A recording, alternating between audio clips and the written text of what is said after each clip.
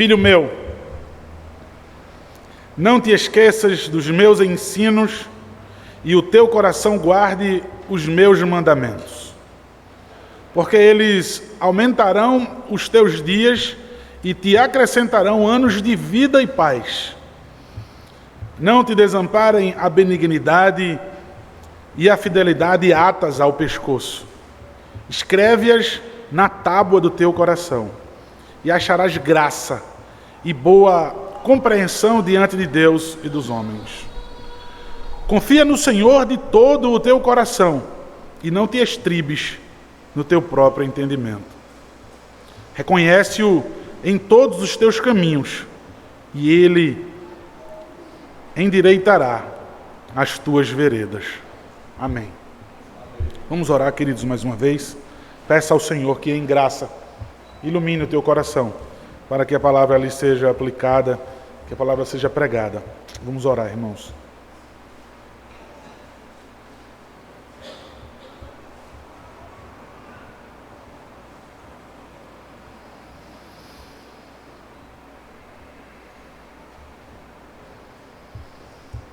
Deus maravilhoso, na tua palavra deve estar todo o nosso prazer. É mais doce, Pai, não porque a consideramos, mas porque é mais doce do que o mel e o destilar dos favos. Quando nós, Deus, a desprezamos,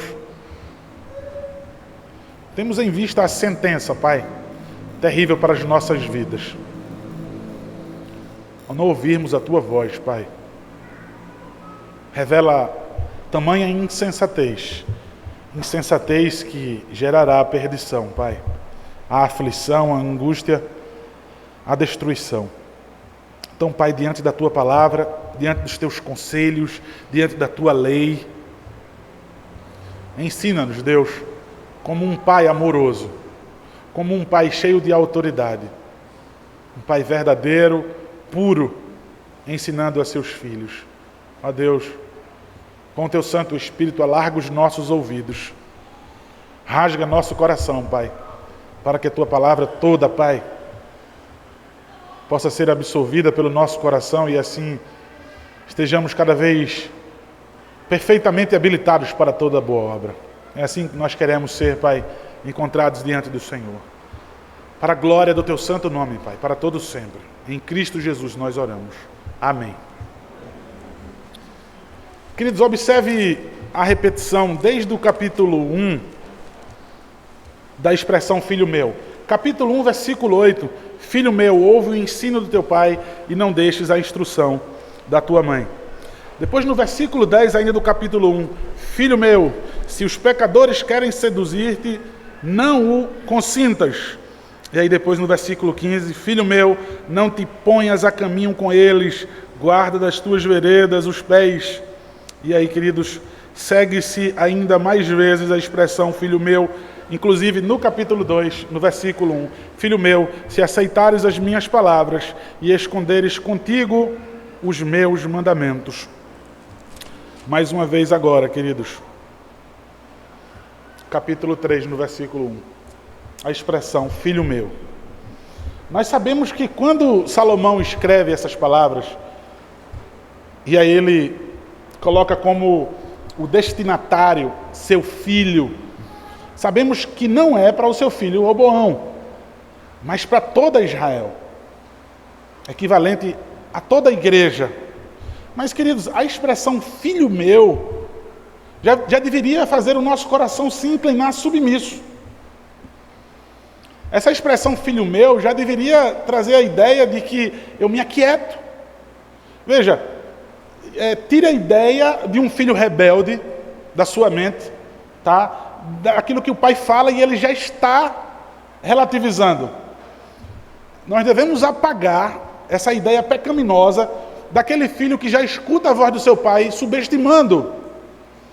Daquele filho que já ouve o conselho do seu pai, as palavras do seu pai, a admoestação do seu pai, e ele já em rebeldia está contestando. Ou seja, ele já está respondendo antes de ouvir. Aquilo que o próprio livro de Provérbios diz, nós vamos ver, é estultícia e vergonha. Mas, filho meu, nosso coração se aquieta. Nós lançamos todas as armas no chão. Vê, nós estamos naquela luta diária, naquela briga constante. Você lembra? Não sei se você teve um pai cheio de autoridade, mas você está lá guerreando com seu irmão, com sua irmã, ou então na rua, e aí você escuta o seu nome. Ou então, filho. E aí você para na hora. Encerrou a confusão. Como um homem no lar, um cabeça federal, do qual ele é respeitado pela sua esposa, porque ele é homem. Porque ele é homem. Porque quando um homem, ele precisa impor a sua autoridade para sua esposa e para os seus filhos, é porque de fato ele está deixando muito a desejar. Mas um homem que supre a necessidade da sua esposa, de uma mulher piedosa, ela certamente vai atendê-lo. Então, quando aquele lá ouve a voz do homem, quando aquele lá ouve a voz do marido, do pai, especificamente aqui aos filhos, eles já se aquietam. Temos tudo que ouvir. Veja, irmãos, nós estamos deixando de ouvir esses relatos. Ah, o que eu ouvia do meu pai. O que eu ouvia do meu pai. O meu pai sempre dizia. O meu pai sempre dizia. Nós estamos deixando de escutar isso. Porque os pais estão cada vez mais ausentes na vida dos seus filhos. Os pais às vezes estão presentes, inclusive, na hora de dar presentes. Na hora de brincar, na hora de agraciar os filhos com mimos. Mas no momento em que os filhos mais precisam, na formação do seu caráter, inclusive do caráter cristão, os pais estão ausentes. Os pais talvez pensem assim, eu já passo o dia fora para dar o melhor para meu filho. Essa sempre é a desculpa, né? Eu estou ausente da vida deles para dar o melhor para eles. E aí eu não vou chegar no momento só e discipliná-lo e exortá-lo e vir com palavras duras.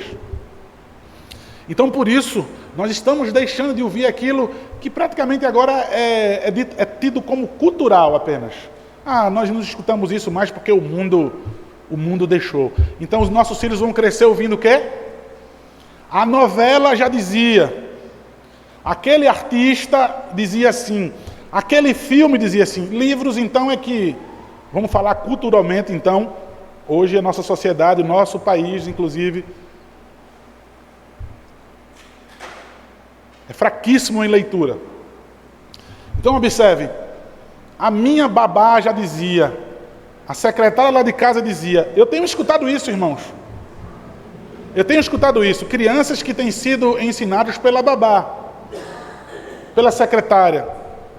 E entre outras coisas terríveis, os desenhos animados é que ensinam. Observe que as crianças vivem reproduzindo aquilo que os personagens dos desenhos animados têm dito. Então essa expressão, filho meu, talvez para muitos aqui, infelizmente, soa como algo sem sentido. Essa expressão não traz tanto peso para muitos aqui, infelizmente. Mas então eu apelo para que você entenda que é o próprio Deus, aquele Pai que jamais vai lhe desamparar. Aquele Pai que já foi colocado aqui em Provérbios como a expressão da sabedoria. Veja, que vai para os lugares mais incríveis para que possa ser notado e possa ser ouvido. Vai para o muro mais alto, vai para o portão da cidade, vai para o meio da praça. Veja, em graça, o nosso Senhor Jesus lhe proporciona hoje que você escute a sua palavra. Veja, Ele vai até você para que você possa escutar a sua palavra. Irmãos, eu tenho uma fraqueza muito grande quando alguém diz assim para mim, eu não tenho pai. Quando um jovem aqui da igreja fala, eu não tenho pai, meu pai faleceu, o meu pai é um pai ausente. Meu coração se arrebenta todinho. É como se eu quisesse, né, preencher aquilo ali um pouco. Certa vez um pastor mais maduro que eu, ele me dando um conselho assim, eu falando sobre os jovens, foi o pastor Toca Chique. Ele conversando comigo assim, ele disse, mas você não é pai. Cadena, você não é pai. Eu entendo todo o amor que você tem por esses jovens. Eu entendo tudo isso, mas lembre-se que você não é o pai deles. E aquilo me dói cada vez mais. Mas Deus me deu 4 filhas E aí, irmãos, eu faço de tudo para não errar. Eu quero que a soma de todos os meus conselhos possam refletir na vida delas, glorificando a Deus. De modo nenhum, irmãos. Eu sei que isso será uma coroa para mim também, dizer, olha, aquele pai criou aquelas meninas de maneira correta. Mas, irmãos, é de fato para a glória de Deus. A vida delas rapidamente passa nessa vida, e o que eu desejo é que isso implique na eternidade delas. Mas então, queridos, com esse impacto maravilhoso, veja, não como um pai bruto, como um pai duro, que vai chegar em casa para agredir fisicamente, para agredir moralmente os seus filhos, magoar eles, mas como um pai amoroso, que tem palavras duras, mas para que livre seus filhos do mal. Mais uma vez, o pregador aqui, o sábio, esse homem inspirado por Deus, ele usa a expressão, filho meu, para que o seu coração, os seus ouvidos possam ser dilatados aí e possam receber tudo aquilo que ele vai dizer. E olha o que ele vai dizer, irmãos. Os meus ensinos, os meus mandamentos. Há um comentarista bíblico que quando diz assim, quando ele coloca ensinamentos, depois quando ele coloca mandamentos, ele está praticamente sendo porta-voz do editor final desse livro. Ou seja, é como se ele estivesse reconhecendo, olha, isso é um ponto de vista de um comentarista. Os meus ensinos, ou seja, tudo aquilo que eu tenho ensinado a vocês, tudo aquilo que eu tenho ensinado pela palavra de Deus, mas observe, deixa eu agravar mais a coisa. É como se ele estivesse numa proporção querendo aumentar a grandiosidade desses ensinamentos. Ele diz, os mandamentos. Os mandamentos. E eu achei incrível com essa percepção dele de dizer, é como se ele estivesse sendo agora porta-voz. E em toda a Escritura, de Gênesis a Apocalipse, eles são apenas porta-vozes do Deus Todo-Poderoso. Mas ele coloca do editor final, ou seja, de Deus. Sabemos que Salomão, em sã consciência, escreveu essas coisas, como todo autor da Bíblia Sagrada, mas inspirado pelo próprio Deus. Então, queridos, ele diz, filho meu, não te esqueças dos meus ensinos. Irmãos amados no Senhor, como esquecer de algo que nós não conhecemos? Vou trazer de novo a figura de pai, porque é o que ele coloca aqui. Alguém diz assim para um filho rebelde, para uma criança rebelde, para um jovem rebelde, ou até para um adulto, e diz, teu pai nunca te ensinou isso? Você se esqueceu da educação que seu pai e sua mãe lhe deu? Certamente, às vezes, quando eu escuto isso, eu tento escutar a resposta, que nunca há. Mas, se aquela pessoa fosse sincera, ela ia dizer, meu pai e minha mãe nunca me ensinou isso? Nunca ouvi do meu pai e minha mãe, eles estiveram ausentes da minha vida o tempo todo, nunca me ensinaram absolutamente nada disso? Eu tento ouvir uma resposta sincera, mas a minha preocupação é com a igreja. A minha preocupação é comigo e com vocês. Como se esquecer de algo que eu não tenho conhecido? Como eu vou me esquecer de algo em que eu não estou sendo instruído? Se eu apenas venho à igreja, se entra pelo ouvido e sai pelo outro, se essa palavra não tem sido pregada no meu coração, se eu apenas amo aquilo que eu gosto na Escritura, se eu recebo apenas aquilo que convenientemente se aplica na minha vida, mas naquilo que me magoa, naquilo que me fere, naquilo que me confronta, eu abandono, revela inclusive que não é da Escritura que você ama, mas você ama a si mesmo. Não te esqueças. E ele vai dizer, guarde. Não te esqueça, guarde. Guardar, como eu sempre coloco, irmãos, mais uma vez, observem. Não é você arquivar e você esquecer. A palavra já estaria se contradizendo. Não te esqueças, mas guarde e abandone. Mas é guardar como zelo. É guardar para que isso não se corrompa, para que isso não se enferruje, para que isso não se dissolva, não enfraqueça, para que isso não desapareça, para que isso não seja roubado. guardar como algo precioso, mas que eu sempre vou estar usando. É muito precioso. Então, longe de ser guardado para o esquecimento, mas de ser preservado. Não te esqueças, mas preserve, cuide, zele, nutra cada vez mais. Conversando com os nossos 2 pastores, lá em casa, recebendo a visita deles, Danilo e Sávio. Pastor, e aí, Provérbios, vai começar agora, pastor, muita repetição, repetição, repetição. E aí eu lembrei a eles aquilo que aquele puritano já dizia.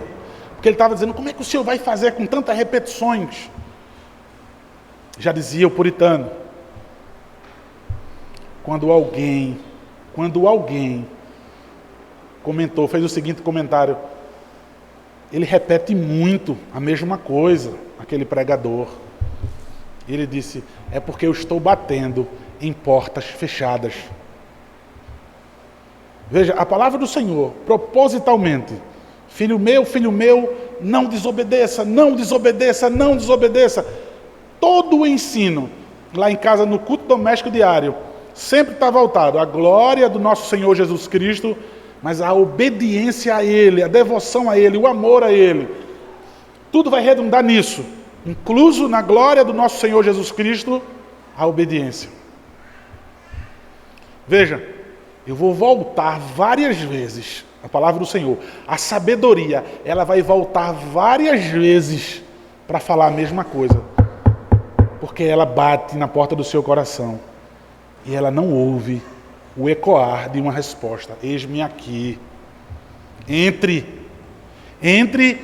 e resida para todo sempre. Este é seu aposento, essa é a sua morada. Mas há a rejeição. Filho meu, não te esqueças, mas preserve a minha palavra. O versículo 2: porque eles aumentarão os teus dias e te acrescentarão anos de vida e paz. Irmãos, olha, dias e anos. Dias vai representar algo mais breve e anos algo mais longo. Então observe, irmãos, porque eles aumentarão os teus dias e te acrescentarão anos de vida e paz. Sabemos que os nossos dias nesse mundo são pouquíssimos. É como uma fumaça, Eclesiastes já disse, bem rápido passam os nossos dias. É breve, nós somos peregrinos. O versículo 6 vai dizer, inclusive, que nessa brevidade dessa vida nós temos o caminho do qual nós devemos seguir. Deus vai endireitar o nosso caminho, para que nós possamos chegar na Canaã celestial, na nossa morada, no nosso destino final e supremo. Mas observe, irmãos, Ele vai acrescentar os seus dias. Veja, Ele vai, de longo desses dias, ou seja, nesses anos, paz e prosperidade. Irmãos, de vida e paz. Tudo aquilo que nós desejamos. Tudo aquilo que nós desejamos para a nossa vida. Paz. Alguém vai dizer assim, não, eu quero a saúde, paz e o resto. Não tem um ditado popular? O que é que você deseja para o ano vindouro? Saúde e paz, porque o resto nós corremos atrás. Você não pede dinheiro, não, o resto eu corro atrás. O dinheiro eu corro atrás. Eu preciso de saúde e de paz. Veja, tudo aquilo que o mundo deseja, o nosso Deus promete. Agora, a grande resposta do nosso mundo evidencia que o mundo não tem dado a mínima para os mandamentos do Senhor, para os ensinos do Senhor. Irmãos, é uma crítica válida, constante nos púlpitos, mas assim, termina que fica chato, né? A essa repetição. Por isso que eu não vou me deter a esse exemplo, mas a Bíblia tem sumido dos cultos. Tem sumido cada vez mais. Veja, os pregadores têm uma estratégia: imbecilizar os ouvintes. Não traga teologia para as pessoas, porque as pessoas não sabem. Então, veja, eu vou tornar cada vez mais a igreja ignorante. Eles não sabem, eles não conseguem compreender. Então eu vou tornar cada vez mais raso, eu vou tirar toda a vida, todo o poder da palavra, para que eu possa estar deixando as pessoas mais ignorantes. Eu não vou contribuir para que as pessoas pensem, para que as pessoas sejam mais sábias, para que as pessoas tenham mais facilidade de compreender a palavra. Então, irmãos, são tantas estratégias para dizer que a gente não pregue a palavra, e tem deixado o povo de Deus cada vez mais fraco. Então, irmãos, o resultado disso, igreja fraca, famílias fracas, uma nação cada vez mais fraca. Irmãos, a maioria das potências mundiais estão deixando de ser, muitas delas, já disse aos irmãos, eu não canso de dizer isso, colonizada pelos nossos pais puritanos. Não todas elas, mas nações que tinham a palavra do Senhor sendo levada a sério. Eu não estou dizendo que tinham pastor presidente da República, que nós não precisamos de pastores como presidente da República. Os pastores é para estar nas igrejas pastoreando. Mas observem, irmãos, a palavra do Senhor sendo guardada, a palavra do Senhor não sendo esquecida nas escolas, como tem sido proibida cada vez mais e ridicularizada e proibida cada vez mais na nossa nação. Coisa que eu ouvia quando eu era pequeno. Rapidamente as coisas estão acontecendo. Rapidamente. Quando eu era garoto, menino, criança mesmo, era dito nas escolas. A escola nem era católica nem nada, mas se falava da palavra de Deus. Existia versículos da palavra de Deus nas demais escolas que eu estudei.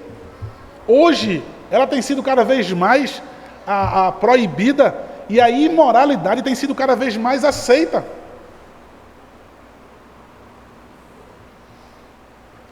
Esquecida. Tem sido, de fato, abandonada. O mundo, nesse mundo, os nossos dias serão abreviados. E nós não teremos vida e nós não teremos absolutamente nada, nenhuma centelha de paz. É isso que nós estamos vivendo nesse mundo. Não te desamparem, não te abandonem, não se retirem de você a benignidade e a fidelidade. Atas ao pescoço, escreve-as na tábua do teu coração. Certo comentarista vai dizer que é a benignidade de Deus fazer uma promessa conosco. E a fidelidade dele cumprir essa promessa. Veja, irmãos, que elas não desamparem vocês, que elas não abandonem vocês.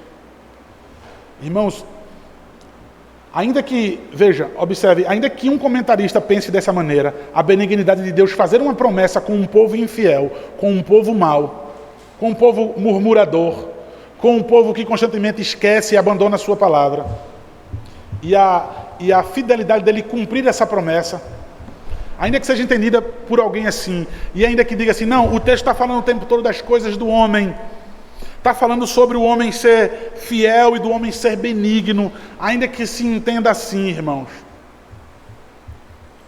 Aquilo que nós lemos em 2 Timóteo, chegará o tempo que os homens serão assim, serão mal. Os homens serão infiéis. Os homens não serão benignos, mas serão cada vez mais perversos. O texto que acabou de falar agora da mulher adúltera, do homem mau, não foi isso que nós vimos agora no capítulo 2? Então, certo comentarista vai dizer o contrário, vai dizer, olha, ele está falando aqui sobre as personalidades do homem. É o que ele vai falar, inclusive, adiante. Ele vai falar sobre achar boa compreensão e graça diante dos homens e diante de Deus. Então, irmãos, veja, a fidelidade e a benignidade já desamparou vocês. Não caminha mais com vocês. Dentro desse ensino, dentro desse mandamento, veja, os homens são cada vez mais mentirosos, infiéis. Não há bondade mais no coração do homem, só há maldade. Ele está dizendo, por conta disso, amarre no pescoço e escreva de um modo no seu coração, que o tempo não apague, que os prazeres dessa vida não apaguem, que as angústias dessa vida não apaguem. Escreva na tábua do teu coração, ate ao seu pescoço. Veja, como um colar que é colocado no pescoço, para que possa sempre ser visto. Já viu uma mulher quando ela usa um colar, e ela gosta daquele colar, ela quer combinar toda a roupa com aquele seu colar, que ela quer sempre usar. E se for um colar de pérolas, se for um colar de joias, um colar caro, aí ela vai estar sempre querendo achar uma ocasião para estar usando.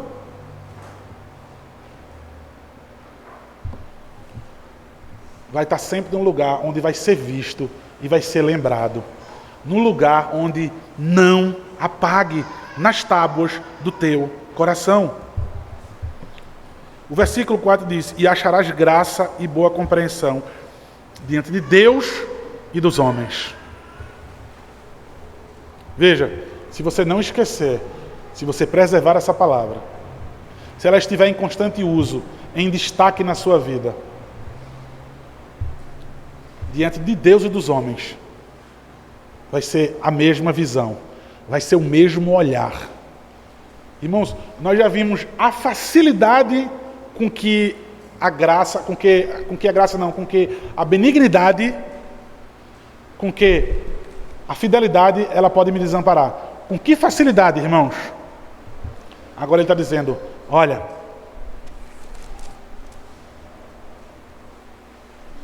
o olhar de Deus e dos homens para vocês.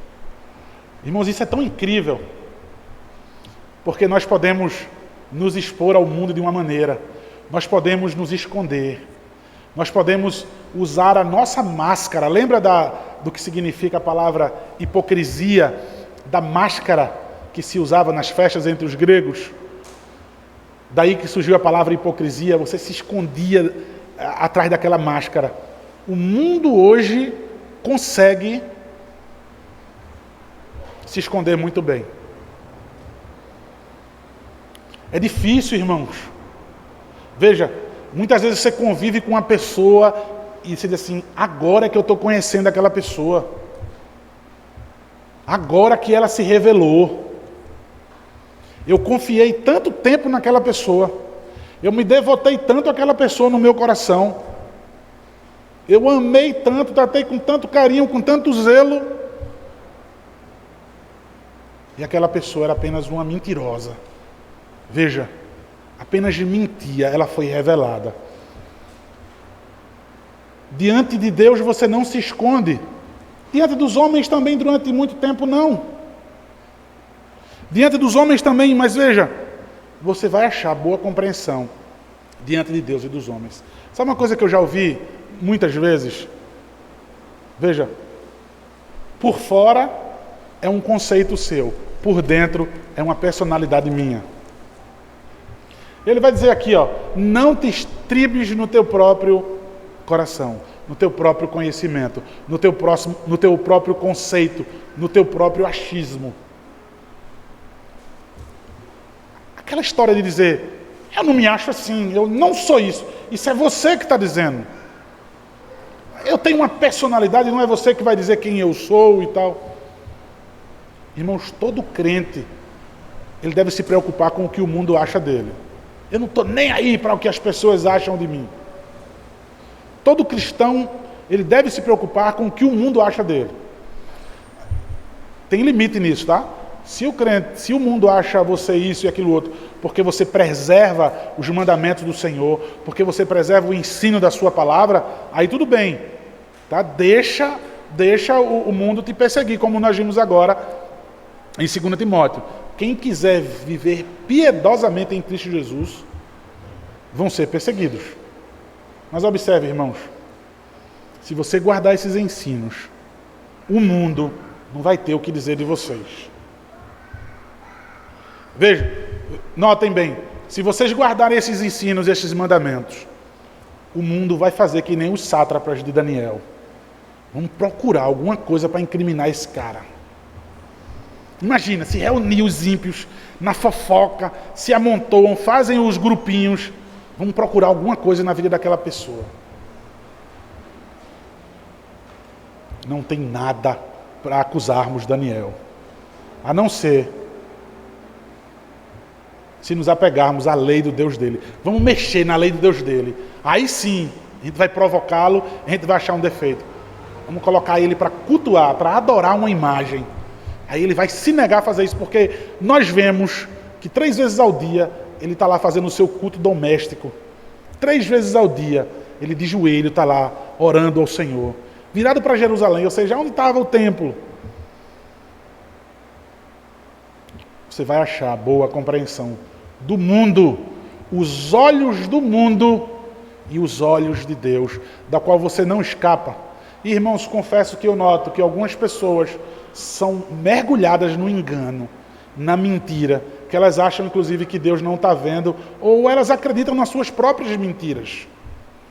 Algumas pessoas acreditam nas suas próprias mentiras. São tão mentirosas que vivem e parece que acreditam nas suas próprias mentiras. Isso, para mim, beira a loucura. É uma insensatez sem tamanho. O versículo 5 diz: confia no Senhor de todo o teu coração e não te estribes no teu próprio entendimento. Confiar no Senhor de todo o coração, irmãos. Veja, o costume nosso é confiar até certo ponto. Depois de certo ponto, eu abandono essa confiança e faço com minhas próprias mãos. Veja, eu confio em Deus de todo o meu coração, confio. Mas na prática, você vai ver que as pessoas estão tentando agir no lugar de Deus. Estão sendo Deus da sua própria vida, estão sendo Deus e juiz da própria situação. Então não há mesmo uma confiança de todo o coração. Até certo ponto, porque passando dali, há o desespero. Passando dali, há o descontrole. Passou de certo ponto, o Senhor sai de cena, e aí o meu próprio coração é que vai dar o norte. O meu próprio coração é que vai estar falando sobre o meu temperamento de agora em diante. Como é que eu olho, como é que eu vivo em determinada ocasião.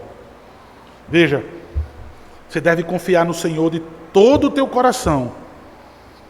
Não dê espaço para o teu entendimento. Não dê espaço para o que você acha. Veja, eu acho que deveria ser assim. Irmãos, eu confesso como muitas vezes eu escorrego, como eu caio nisso. Irmãos, como eu queria que determinadas coisas acontecessem.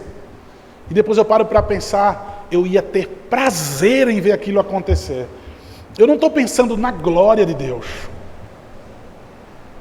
Eu não estou pensando, veja, quando eu vejo alguns homens que se dizem pastores, quando eu vejo alguns homens que estão imbuídos de autoridade, e eu desejo tanto que eles caiam, que eles sejam revelados em sua mentira, que eles sejam envergonhados, no fundo, irmãos, eu quero ter prazer com a derrota daquelas pessoas. No fundo, eu não estou pensando na glória de Deus. Eu não estou pensando, em primeiro lugar, na pureza da igreja.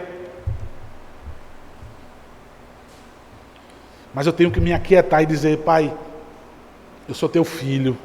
Eu não sei, o Senhor que é Pai. O Senhor vai resolver na hora que o Senhor quiser e do jeito que o Senhor quiser. Veja, cuidado com o engano do teu próprio coração.